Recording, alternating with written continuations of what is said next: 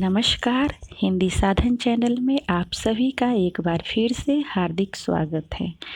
दोस्तों, हम सब हिंदी साहित्य जगत में अभी तक हिंदी साहित्य के इतिहास के बारे में पढ़े और हम सभी ने आदिकाल के बारे में भी विस्तृत रूप से पढ़ा है। अब हम सभी भक्ति काल के बारे में पढ़ रहे हैं।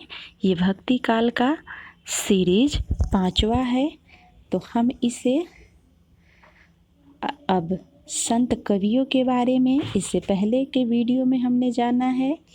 अब हम सभी जानेंगे अन्य प्रसिद्ध संत कवि एवं हिंदी साहित्य में उनका योगदान। तो चले हम शुरू करते हैं। इससे पहले अगर संत कवियों के बारे में आपने हमारे वीडियो को नहीं देखा होगा तो हमारे चैनल पर जाकर इसे आप देख सकते हैं और विस्तृत रूप से हमें हमारे चैनल पे ये सभी जानकारियाँ आपको मिलेगी। तो चले हम शुरू करें। संत लाल दास ये संत कवि में ही आते हैं, लेकिन इतना प्रसिद्ध इनको नहीं प्रसिद्धि हिंदी साहित्य में दिया गया है।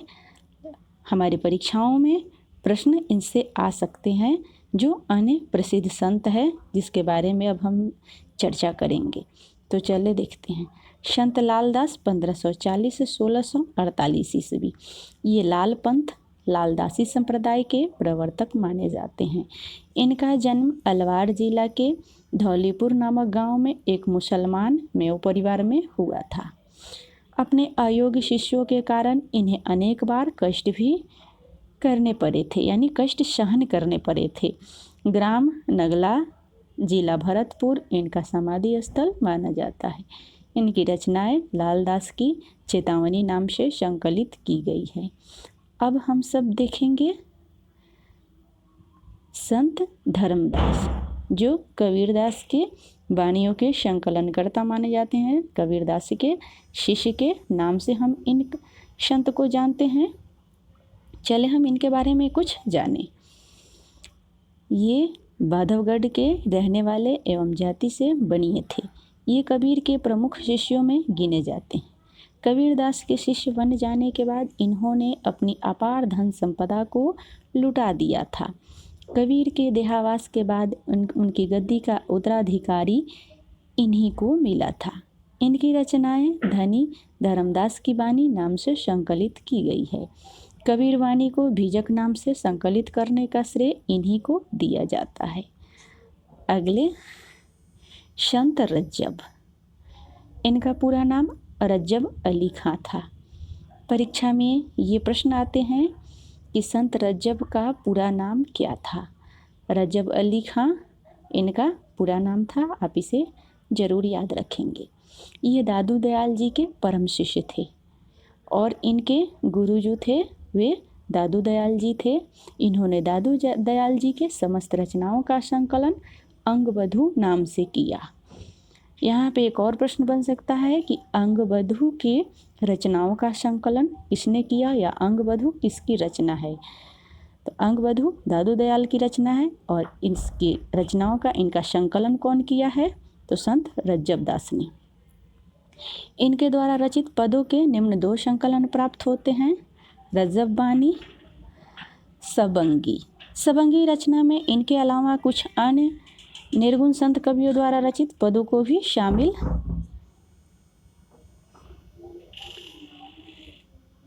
किया गया है। ये आजीवन दूल्हे के वेश में रहने वाले संत कवि के रूप में भी जाने जाते हैं। ये भी प्रश्न नेट के एग्जाम में आया है कि आजीवन दूल्हे के भेष में रहने वाले कौन से संत कवि थे।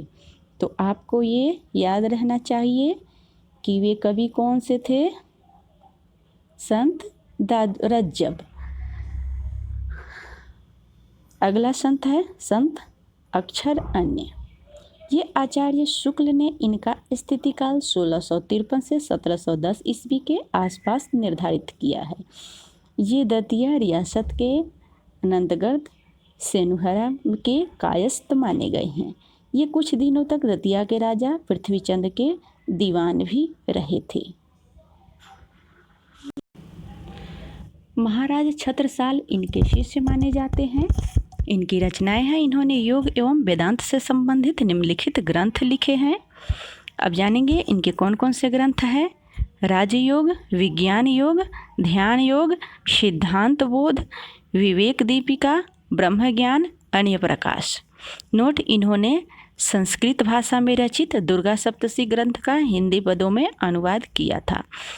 यहाँ पे आपसे प्रश्न पूछे जा सकते हैं कि संस्कृत भाषा में रचित दुर्गा सप्तशती ग्रंथ का हिंदी अनुवाद कौन किया था? तो वे थे संत अक्षर अनर्णी। आगे देखेंगे संत बाबालाल 1590 से 1655 ईस्वी। इनका जन्म स्थान पंजाब प्रांत का कुसूर या किशुपुर नामक ग्राम माना जाता है। इनके द्वारा बाबा लाली संप्रदाय का प्रवर्तन किया गया था। शहजादा द्वारा शिकोह के साथ इनका धार्मिक संलाप हुआ था। मात्र 8 वर्ष की छोटी सी उम्र में ही इन्होंने प्रमुख धर्म ग्रंथों का अध्ययन कर लिया था। 10 वर्ष की अवस्था में ये वैरागी होकर सत्य और सद्गुरु की खोज में निकल पड़े थे। चेतन बाबा या चैतन्य स्वामी से इन्होंने दीक्षा ग्रहण की थी। रचना, इनकी रचनाओं का कोई प्रमाणिक संकलन प्राप्त नहीं होता।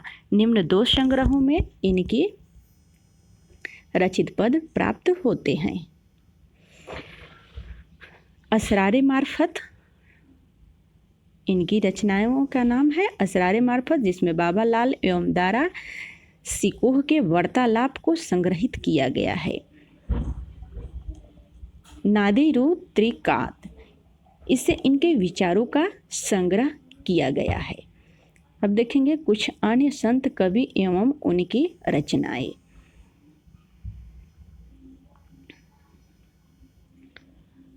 कवयित्री का नाम, रचना, कवि और कवयित्री का नाम और उनकी रचनाएं। गुरु गोविंद सिंह, इन्होंने चंडी चरित्र की रचना की। गुरु अर्जन देव, इन्होंने सुखमणि, 52 आखरी, 12 मासा, ये गुरु ग्रंथ साहिब के संकलनकर्ता थे। प्रश्न पूछा जा सकता है गुरु ग्रंथ साहिब के संकलनकर्ता कौन थे? तो वे थे गुरु अर्जन देव। इनमें 6000 गुरु पद गुरु ग्रंथ साहिब में संकलित है। अब देखेंगे सहजोबाई। सहज प्रकाश इनकी रचना है। इनके नाम से मिलते शब्द है सहजोबाई और सहज प्रकाश, ये आसानी से याद हो जाएगा। दयाबाई, दयाबोध, ये भी आसानी से याद हो जाने वाला है। नोट, ये दोनों संत चरणदास के शिष्या मानी जाती है। मोहसिफ फानी देविस्तान, चेतनदास प्रसंग परिजात। नोट, यह ग्रंथ 1460 ईस्वी में पैसाची भाषा में रचा गया था। अनंत दास, इनकी रचना है कबीर परिचय। विशेष तथ्य है निम्नलिखित संत कवियों की कोई स्वतंत्र रचनाएं प्राप्त नहीं होती, केवल आदि ग्रंथ में इनके रचित कुछ पद प्राप्त होते हैं। संत सदना, अभी हम जिस संत कवि या कवयित्री के बारे में जानेंगे, इनके कुछ फुटकल पद ही प्राप्त हुए हैं। इनकी कोई रचनाएं ऐसे स्वतंत्र रूप से प्राप्त नहीं हुई है। किन किन कवियों के? संत सदना 1 पद, संत वेनी, इनके 3 पद ही प्राप्त हुए हैं। संत सेन, इनके 1 पद। संत धन्ना, इनके 4 पद। शेख फरीद, इनके भी 4 पद है। संत भीषण, इनके 2 पद है। तो आज के लिए बस इतना ही। अगले वीडियो में फिर मिलते हैं। तब तक के लिए आप सभी को बहुत बहुत धन्यवाद। वीडियो अगर पसंद आए तो लाइक, शेयर और हमारे चैनल को सब्सक्राइब करना ना भूलें।